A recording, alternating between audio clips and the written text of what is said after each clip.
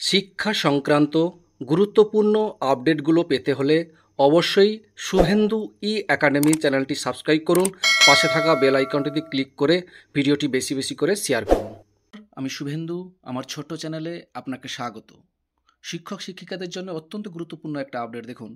বাড়ি বাড়ি ঘুরে পড়ুয়াদের ডেকে আনা শিক্ষকের কাজ নয়, পর্যবেক্ষণ হাইকোর্টের ডিআই এর নির্দেশে বিষয়। দেখুন, স্কুলে পড়ুয়ার সংখ্যা এমনিতেই কম, তার মধ্যেও বেশিরভাগ পড়ুয়া স্কুলমুখী হয় না। হাতে গোনা কয়েকজন পড়ুয়া স্কুলে আসে। এমন অবস্থায় অন্য স্কুলে বদলি হয়ে যেতে চেয়েছিলেন জলপাইগুড়ির এক স্কুল শিক্ষক, কিন্তু তার বদলির আবেদন খারিজ করে দিয়েছিলেন জেলা স্কুল পরিদর্শক। পরিবর্তে গ্রামে গিয়ে বাড়ি বাড়ি ঘুরে পড়ুয়াদের স্কুলে ডেকে আনার নির্দেশ দেওয়া হয়েছিল তাকে। এই নিয়ে হাইকোর্টে দ্বারস্থ হয়েছিলেন ওই স্কুল শিক্ষক। বৃহস্পতিবার ওই মামলার হাইকোর্টের প্রশ্ন, পড়ুয়ারাই স্কুলে না গেলে শিক্ষকের কী করবেন? বাড়ি থেকে পড়ুয়াদের ডেকে আনা কি তাদের কাজ? জেলা স্কুল পরিদর্শকের নির্দেশে দেখে বিস্ময় প্রকাশ করেছে আদালত।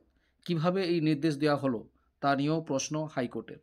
মামলাটি করেছেন জলপাইগুড়ির রানীচেরা টিজি জুনিয়র হাই স্কুলের সামাজিক বিজ্ঞানের শিক্ষক দীপক পাসওয়ান। তার বক্তব্য, ওই স্কুলে পড়ুয়া রয়েছে মাত্র ২৬। তার মধ্যে স্কুলে আসে ৫ থেকে ৬ জন পড়ুয়া। এমনকি কোনো কোনো দিন কোনো পড়ুয়াকেই স্কুলে দেখা যায় না। উপস্থিতির হার শূন্যও হয়ে যায় একদিন। তাই তিনি অন্য স্কুলে বদলির জন্য আবেদন জানিয়েছিলেন। তবে ওই আবেদন খারিজ হয় কর্তৃপক্ষের সিদ্ধান্তের বিরুদ্ধেই হাইকোর্টে মামলা করেন তিনি। শুক্রবার মামলার শুনানি ছিল বিচারপতি অমৃতা সিংহের একক বেঞ্চে। মামলাকারীর হয়ে আদালতে সওয়াল করেন আইনজীবী উজ্জ্বল রায়। মামলাকারীর বদলির আবেদন বিবেচনা করে দেখার জন্য শিক্ষা দপ্তরের কমিশনারকে নির্দেশ দিয়েছেন বিচারপতি।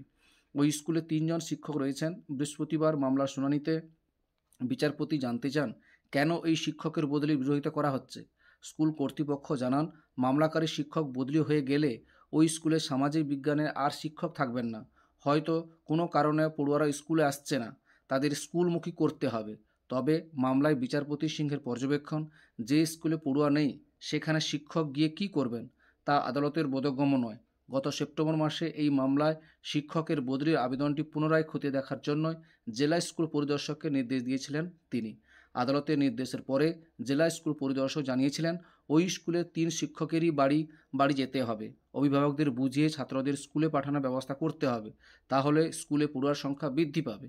প্রয়োজনে বিডিও ওই কাজে শিক্ষকদের সাহায্য করবেন। তবে হাইকোর্টের পর্যবেক্ষণে শিক্ষকদের কি ওই নির্দেশ দিতে পারেন জেলা স্কুল পরিদর্শক?